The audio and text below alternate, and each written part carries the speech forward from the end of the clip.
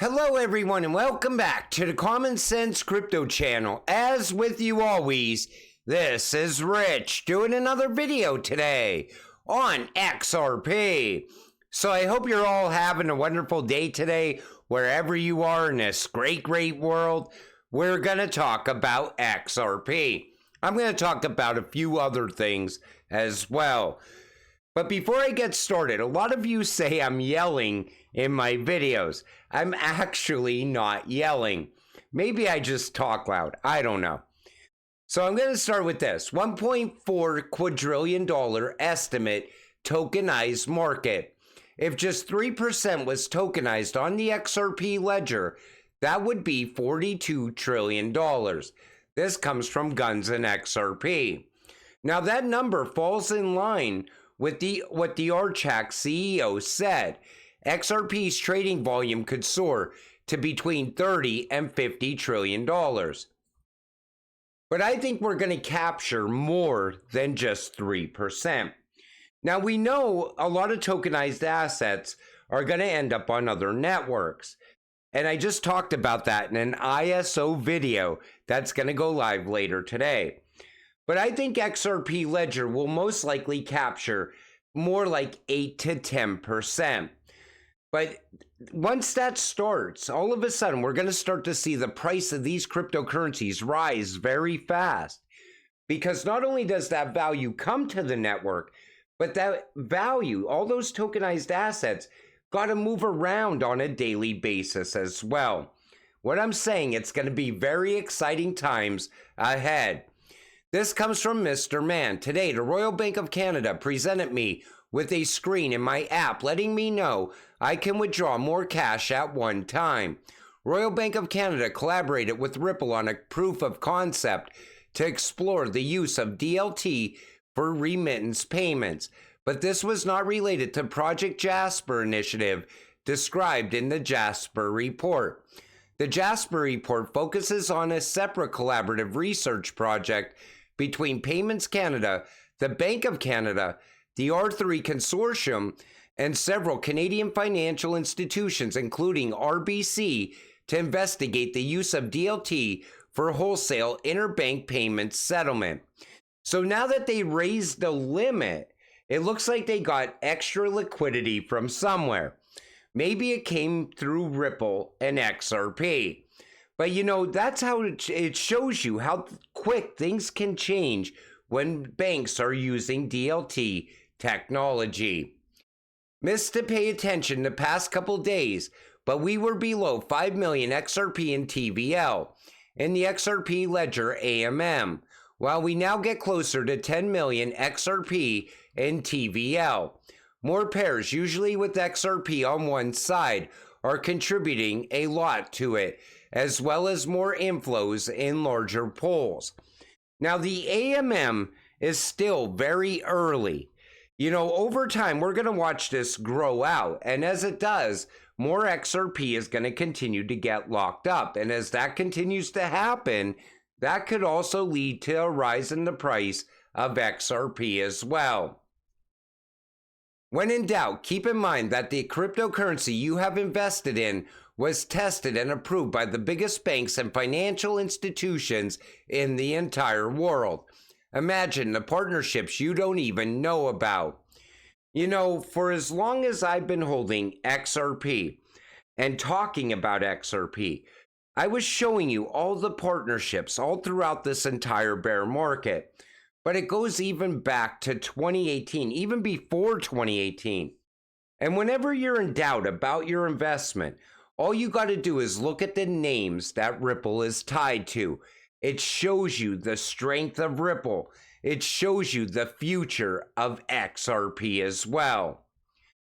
The crypto world is anxious because consensus is in the firing line, and it raises doubts about the regulatory status of ETH or sales of ETH.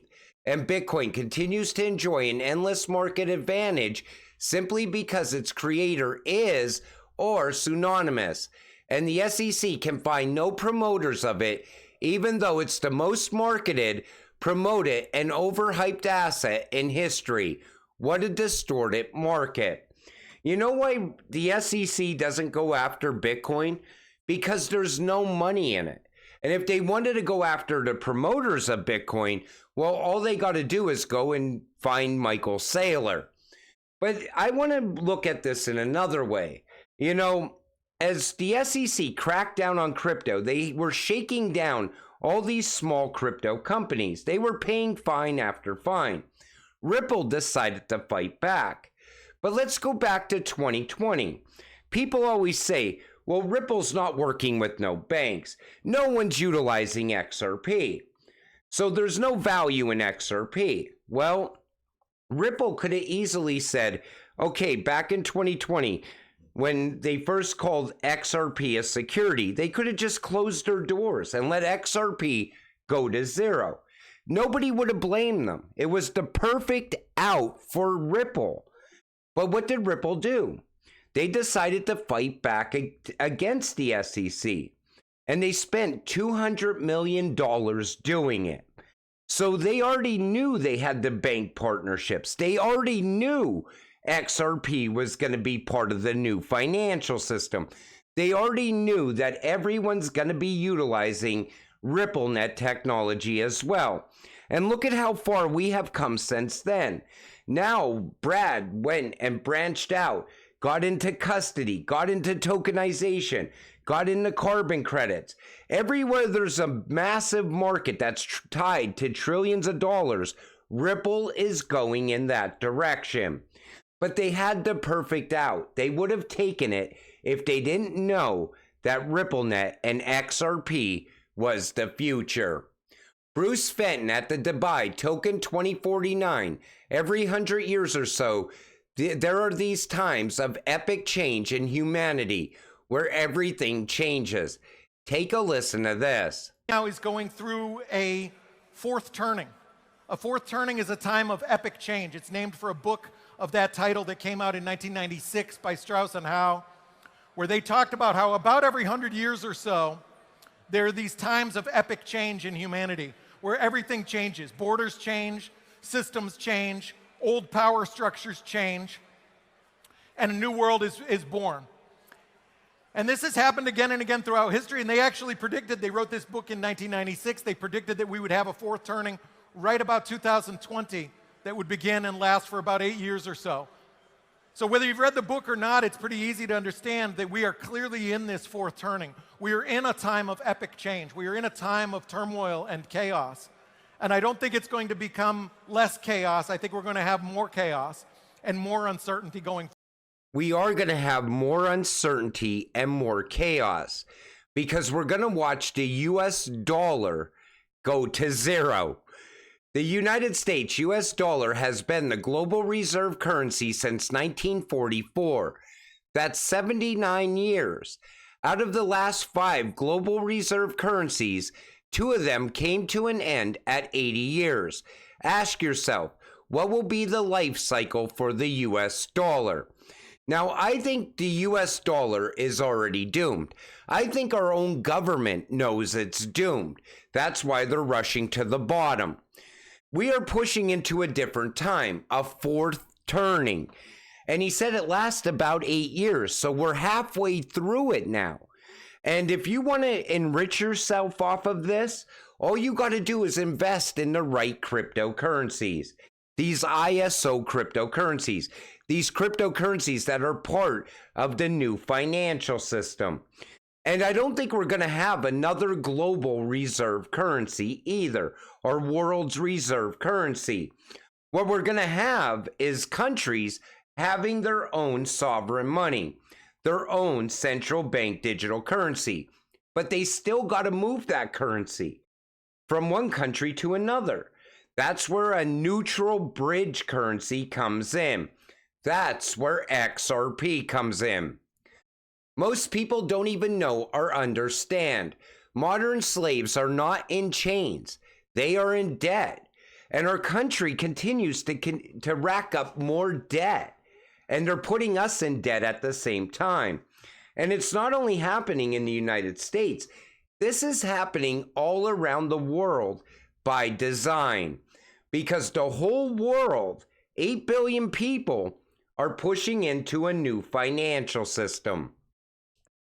The US dollar has lost 25.14% of its purchasing power since January 2020, and it's going to continue to lose more purchasing power.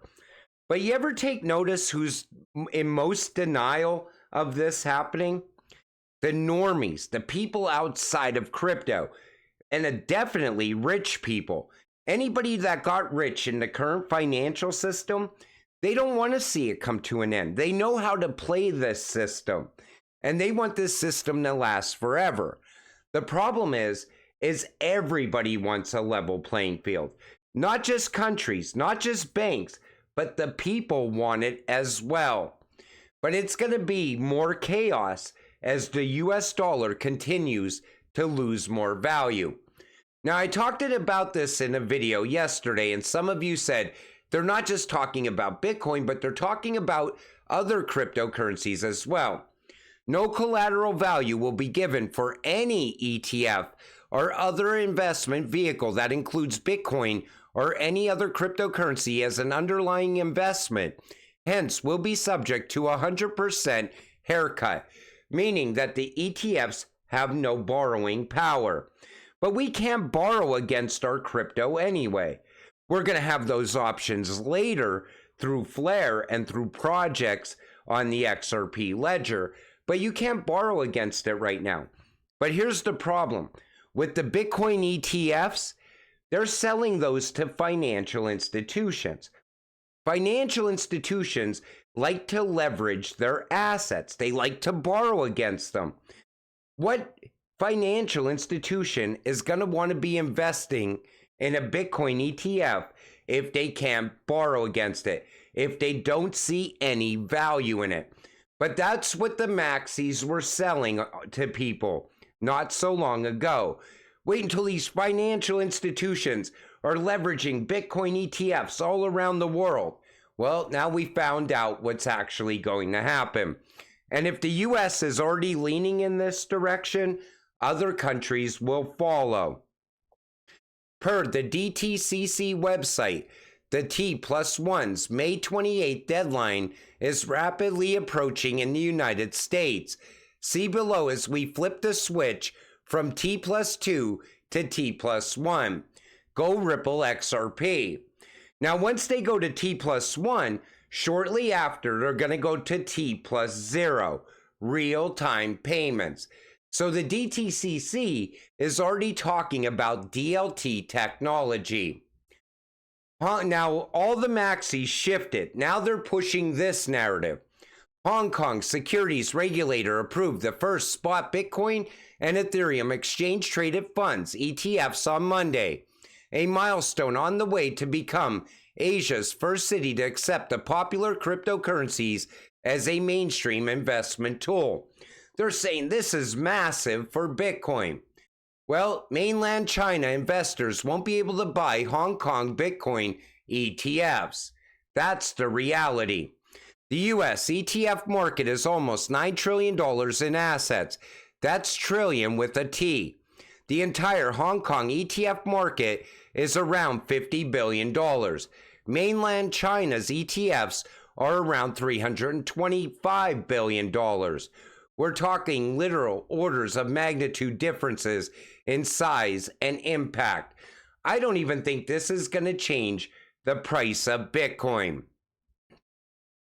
ZK Snacks blocks US users from Wasabi Wallet and other services. ZK Snacks, the developer behind the Wasabi Wallet, an open source Bitcoin wallet which conjoins transactions in order to boost privacy, blocked users from the United States from accessing Wasabi Wallet and other services indefinitely.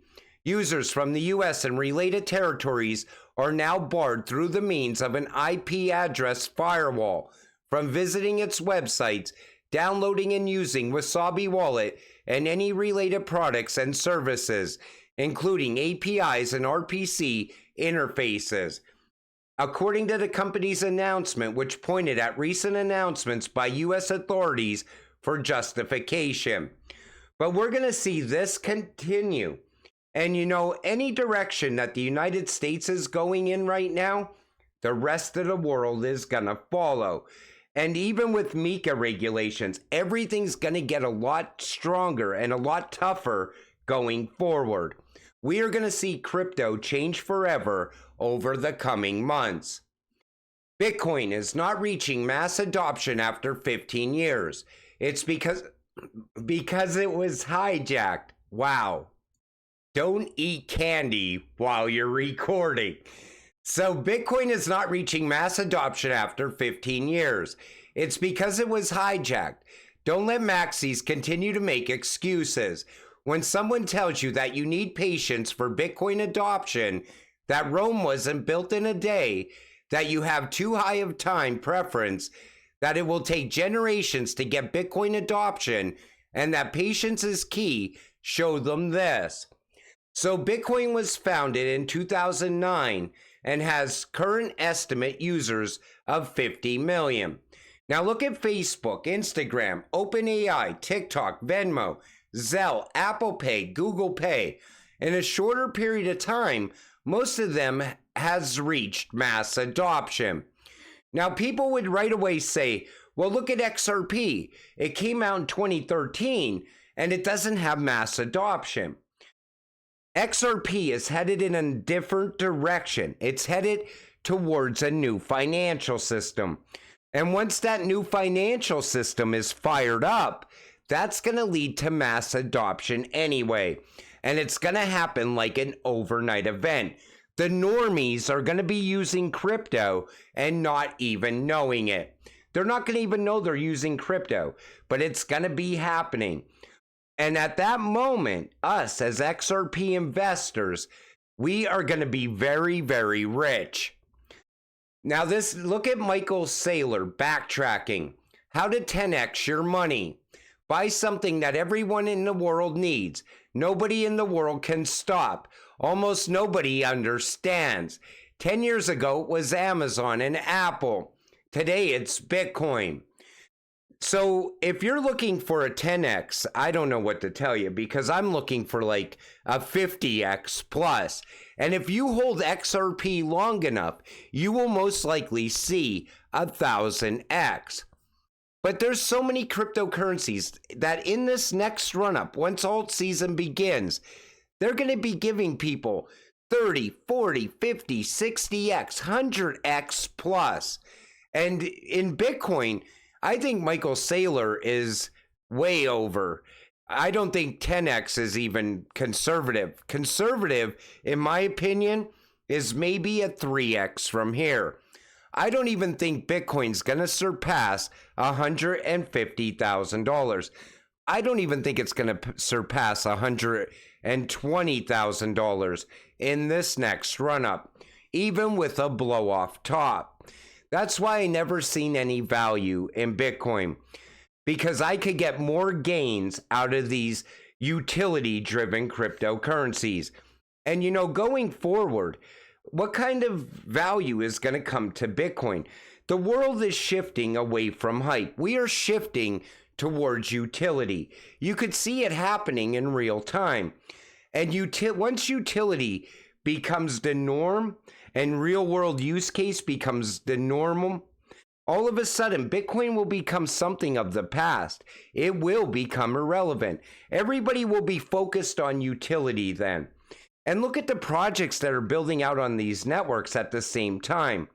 That's why I said there's so many better options than Bitcoin out there. But you know, until it all happens, stay patient, stay positive, and let's get rich together. With that said, I'm going to wrap up this video. I want to thank you all for watching. I appreciate all of you. I'll see you in the next one. Have a great night.